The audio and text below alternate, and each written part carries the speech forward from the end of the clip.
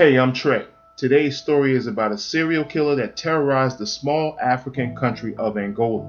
This killer carved sacrilegious symbols into some victims' bodies and in other cases took sickening souvenirs from the victims. But if you enjoy more stories such as these, pertaining to serial killers spanning countries and centuries, then this is the channel for you. So hit that button so you can be reminded of new content that I upload every Tuesday and Thursday. So if you're ready, let's get started.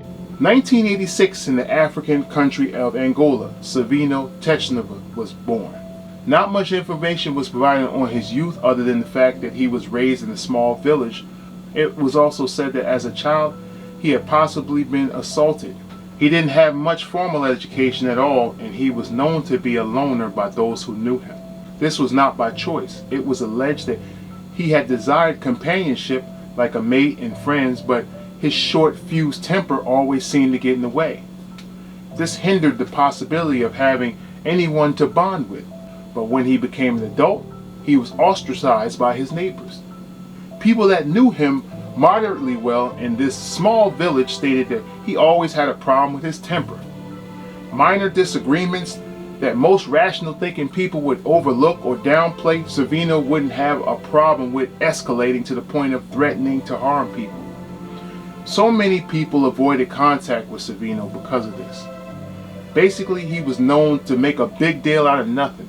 One extremely hot day when Savino was working, he seemed to be a little more annoyed and agitated with people than usual. All of a sudden, an unknown, unnamed man came briskly walking out of the jungle and directly approached Savino in a hostile manner.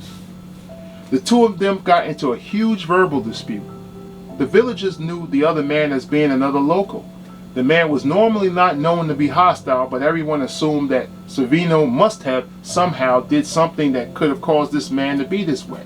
Many people were just out and about working or talking, so they really didn't concern themselves with the commotion between Savino and the unnamed local man. So everyone went back to whatever it is they were doing. His disputes in the past never escalated into anything of a serious nature before. The man that was arguing with him would not back down to Savino's aggression. A witness stated that the unnamed man had turned his back for a moment to explain his situation to a nearby stranger. During that same moment, he took his attention away from Savino and turned his back to him. That's when Savino picked up the garden hoe that he was using to lay bricks and used it to hack the unnamed man to the point of unconsciousness and almost death. Residents from the village began screaming and hollering for him to stop and for others to intervene. The villagers began to converge on him in order to stop him from killing this unnamed man. The man was ultimately saved and medical attention was rendered. Before the unnamed man could tell anyone about the crime that Savino did to the woman and her baby, he tried to stop him by attempting to kill him. Savino didn't want anyone to know what he had done. Good job, genius. He moved to another town to get away from his past. So I would assume that he was able to exist undetected by the authorities. In November 2015, a husband and wife couple whose name was not provided chose to walk together on the outskirts of a nearby village one evening. Several hours later, an unnamed local resident stumbled upon the bodies of the couple. The authorities didn't supply the explicit details on the causes of death for each victim, but they were both found to have deep cuts in the sides of their necks in the shape of spiritual crosses. It was believed that the killer used a hunting knife to carve into their necks. These types of murders were very unique in that area. The village where the murders took place was a small, tightly knit community. So when questioned, everyone vouched for everyone else's character and whereabouts. Again, this left the authorities baffled. Everyone in the village knew one another, so the common denominator they believed was Savino. He was the only one new to the village, so they initiated an investigation on him. Plainclothes detectives monitored his movements for several weeks and eventually he was brought in for questioning. He was held in custody for several months. Although the authorities were convinced that he was involved somehow, he was ultimately released due to lack of evidence. After his release, the police kept him under surveillance. Savino realized that he was being followed, so one evening he snuck out of his home, never to return to it. He then relocated to another distant village. The police were unable to locate him for the time being. Approximately a year later, a 17-year-old female by the name of Juliana Maria Vequer, who just left school for the day, was walking alone on an isolated footpath. After several hours passed, relatives and friends became concerned because she seemed to be missing. Later that evening, the young girl's body was found dead.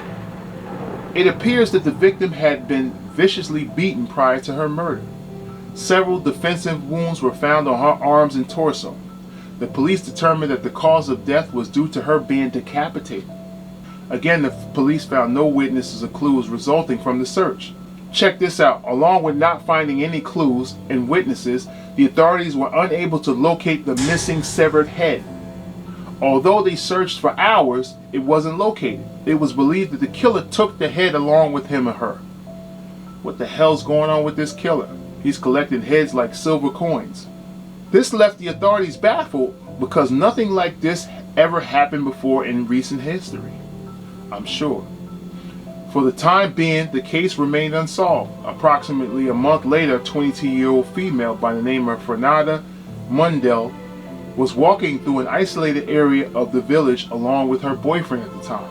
An hour later, another pedestrian found the decapitated body of Fernanda on the footpath. The authorities were contacted and responded. Because the authorities responded as quickly as they did, they believed that the killer could have still been in the general area.